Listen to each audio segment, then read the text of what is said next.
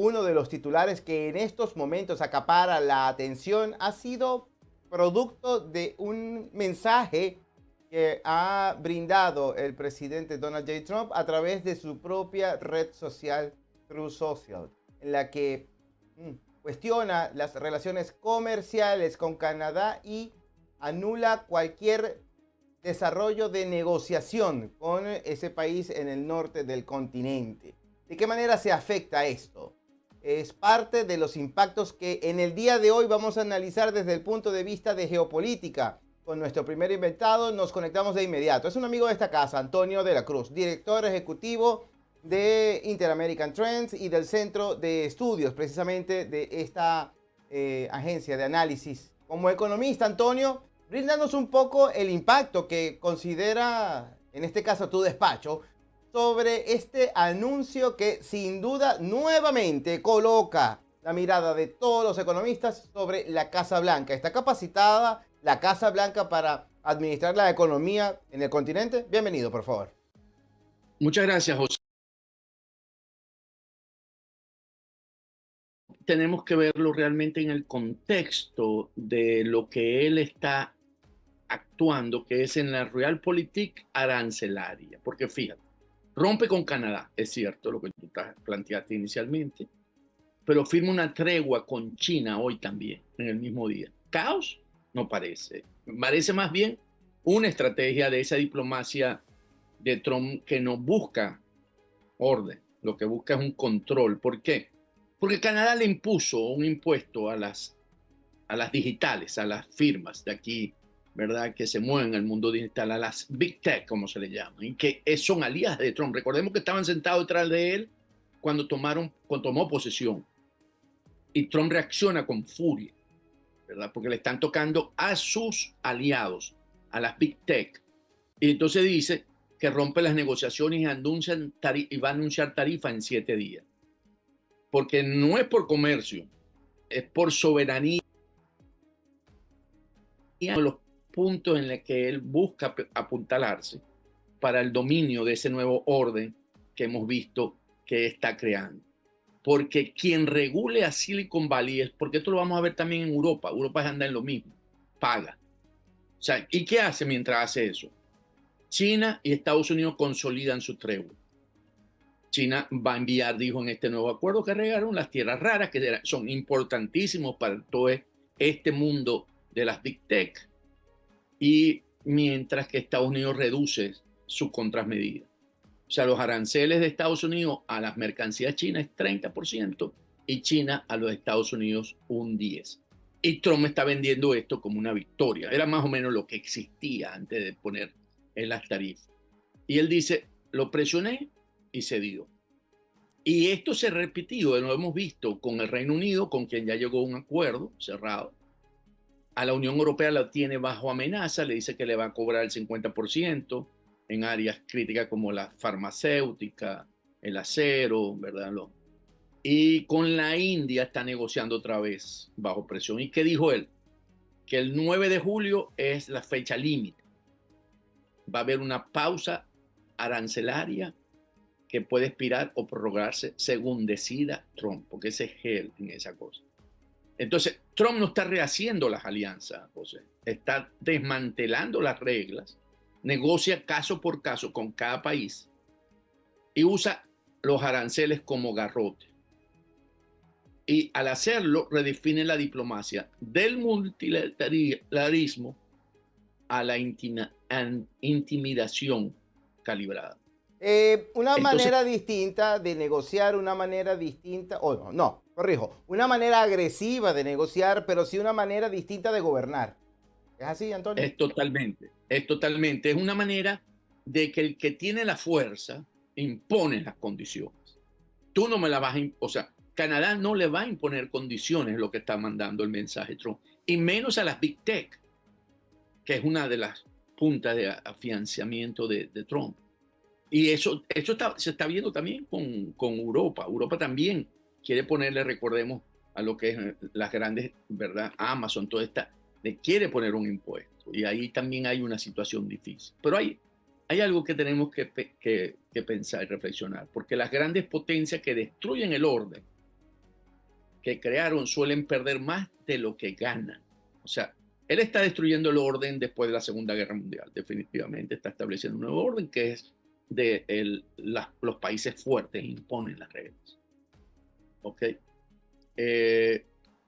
Trump no quiere ese orden que se regulaba a través de la ONU, de la OMC, ¿verdad? La Organización Mundial, de la de Comercio, ¿verdad?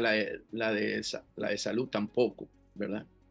Él quiere un poder inmediato y mientras funcione, el mundo sigue. Entonces vimos, según la visión esta, que China cede, pero no, China no cede, China gana tiempo, porque China piensa en tiempos de 100 años. Aquí, lamentablemente, en Estados Unidos son de 4 años, porque hay elecciones cada 4 y otros son de 2. En el caso de Canadá, bueno, ahí está jugando para sostener esa posición. La Unión Europea sí está negociando contrarreloj. Y la India sí se está abriendo, aunque no son grandes las expectativas, un poco las barreras para que puedan entrar los productos estadounidenses. Antonio, aterricemos esto en la economía de bolsillo. Beneficio próximo o mediano plazo para el estadounidense, ese que está viendo mermado muchísimo su presupuesto a lo largo de los últimos meses, el que aspiraba a que iba a despegar el valor adquisitivo del dólar, o al menos del salario, iba a cambiar un poco lo que era la manera de rendimiento y no tenía que tener tantos apuros. Es decir, esto, ¿de qué manera esta medida específica, así como los aranceles, se pueden ver reflejados pronto?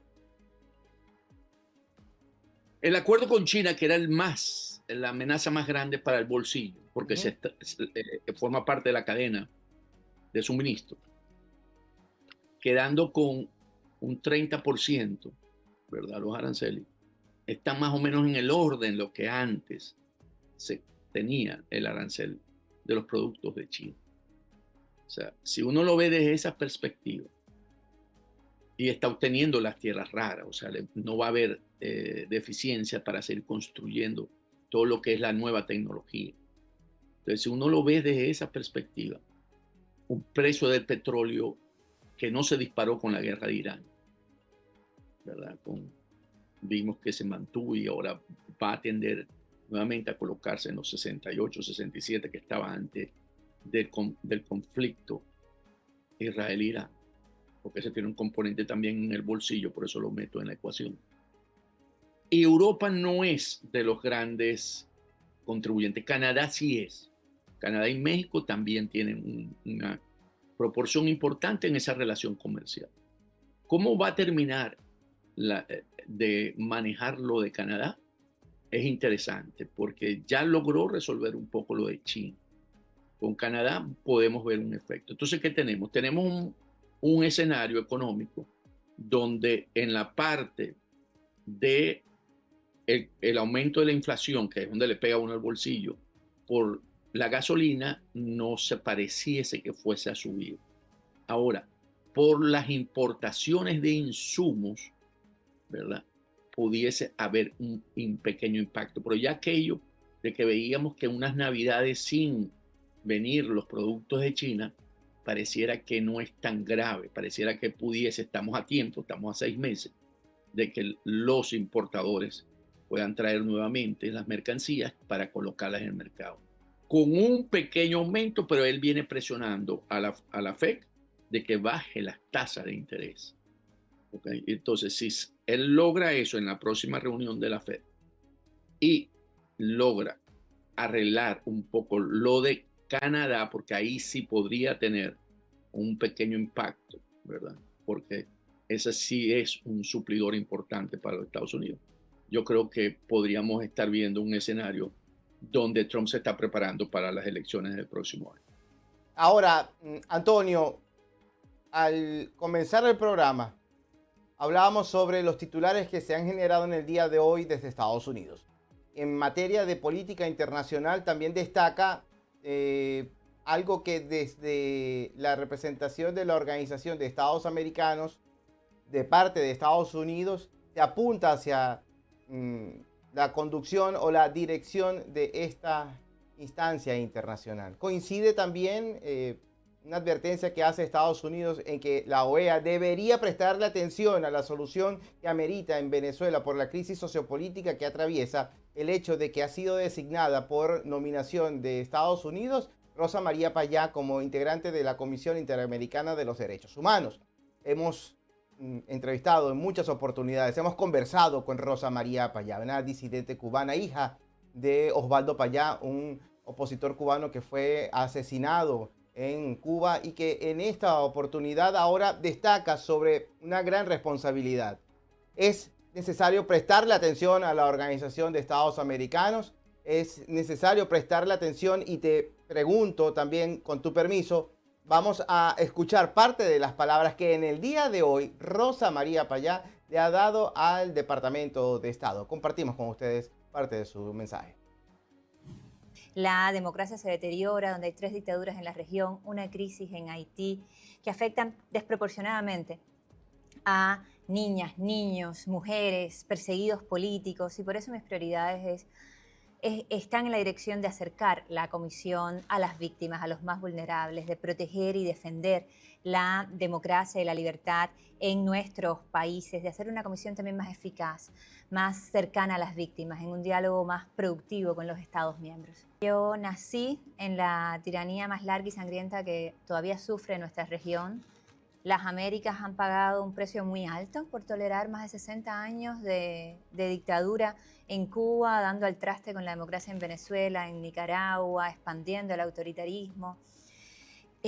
Yo creo que corresponde a las mujeres y a los hombres de las Américas terminar con la cabeza del pulpo autoritario y todos sus tentáculos que tanto sufrimiento han causado. Mi padre dedicó la vida a ese esfuerzo. Él estaba convencido de que los derechos humanos existen más allá de la raza, de la política, de la cultura, que los derechos humanos no se otorgan, se protegen. Él es mi inspiración para servir en la comisión, y desde la comisión y allí donde yo me encuentre voy a seguir trabajando por unas Américas más justas, por unas Américas más libres, donde sea posible ser feliz con el fruto de tu trabajo. Antonio, tu impresión al respecto. Sí, este logro de que la activista cubana Rosa María Payá es importantísimo, porque esta era la candidata del Departamento de Estado de los Estados Unidos para ocupar esa posición en la Comisión Interamericana de Derechos Humanos. Pero, ¿cómo se logró? Aquí, y es la parte interesante de lo que está ocurriendo en la Asamblea General de la OEA, en Antigua. El subsecretario, el vicesecretario, perdón, el subsecretario, Landau, ¿verdad? Que es de la línea básicamente del secretario de Estado, o sea, tiene una línea a favor de la democracia, fue contundente y trazó una línea roja hoy en su discurso, donde amenazó de abandonar el organismo si no se compromete con la democracia, y dijo: en Venezuela ya no hay espacio para organismos tibios. ¿Por qué? Porque el nuevo secretario de la OEA, después de un secretario como Almagro, es tibio en ese sentido con las dictaduras. Él es de Surinam y él fue subsecretario en la época de Insulza, cuando estuvo en la OEA, el secretario de la OEA. Y él no enfrenta a estas dictaduras, más bien pareciera funcional, no es neutral, es funcional. Y él habló, cuando se le preguntó sobre Venezuela, de hacer un diálogo donde realmente no tiene cabida después del 28 de julio, donde básicamente dijo: sucedió lo que todos vimos. Entonces, y él todavía empuja una agenda como esa. Y entonces, ¿qué dijo el secretario? El subsecretario, que Estados Unidos pone el 50% del presupuesto de la OEA, y que si los países de la OEA quieren seguir en eso del Foro de Sao Paulo a través de Lula, Petro, la Chembao en México, bueno, que se vayan. O sea, que Estados Unidos no piensa votar. Y después de ese discurso, y ahí es bueno este dato, Rosa María Payá estaba perdiendo la elección. y ahí remontó y ganó. O sea, quiere decir que los países se sintieron presionados. Y aquí lo podemos combinar con Canadá, porque esa es la nueva orden de Estados Unidos, ¿verdad? Que se impone en términos de que si yo estoy financiando el 50% del presupuesto, yo no voy a seguir permitiendo que el resto de los países tenga otra agenda, sino la agenda que los Estados Unidos considera que es la que debe actuar en América Latina, y ahí el secretario de Estado, ¿verdad? Marco Rubio lo tiene muy bien delimitado, muy bien estructurado, que en la región las dictaduras de Cuba, Nicaragua y Venezuela no son países que puedan seguir usando el hemisferio para seguir usurpando la democracia y por lo tanto manteniendo unas organizaciones que están más cerca del crimen organizado, organizaciones de crimen organizado, que de países democráticos. Entonces yo creo que esto es importantísimo lo que pasó hoy en la OEA. ¿Por qué?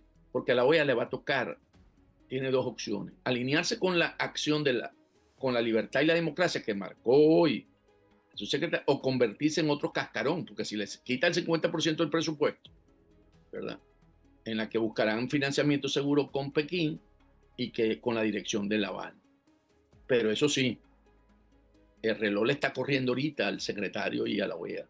Washington ya eligió, ahora le toca a la OEA. Claro, esta decisión de nombrar y que ganara Rosa María Payá, por supuesto que pone un paso ahí que dice, ok, tiene un punto. Esto debe tener muy molesto a la dictadura cubana, que Rosa María Payá sea hoy miembro de la Comisión Interamericana de Derechos Humanos, porque para ellos eso no es tolerable para la dictadura cubana. No, y veremos qué responden desde Miraflores, en Caracas, veremos qué responden desde Managua, porque sabemos muy bien hacia dónde apunta.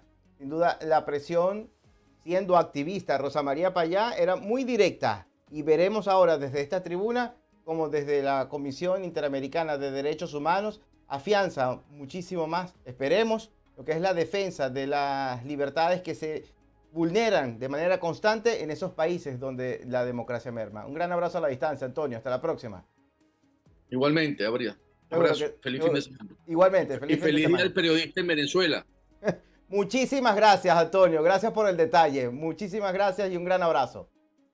Era Antonio de la Cruz. Él es director ejecutivo del Centro de Estudios de Inter-American Trends, una agencia que se encarga de la evaluación de situaciones de riesgo, condiciones económicas y sobre todo mercados mundiales. Es amigo de esta casa. Y como lo mencionaba Antonio, desde esta tribuna también, lo que pasa es que tendremos un pequeño contacto con Venezuela al final previsto en nuestro programa del día de hoy, en el que queríamos adelantar y hacer el reconocimiento, pero no podemos mantenernos. Aguardando por el final del programa en el día de hoy, nuestro reconocimiento desde este programa, Esto es América, a los periodistas venezolanos que se encuentran en nuestra patria Venezuela. Nosotros admiramos la entereza con la que se entregan todos los días para seguir informando, a pesar de que se cierran los espacios informativos, a pesar de que se sigue acorralando la libertad de expresión. Allí están mis valientes colegas. Un gran abrazo a la distancia, mi reconocimiento. Entiendo que no hay mucho que celebrar, pero sí mucho que dignificar, y es lo que hacen todos los días. Muchísimas gracias. Felicidades a todos los periodistas de Venezuela que se encuentran en nuestro país y quienes también por fuera hacen lo propio.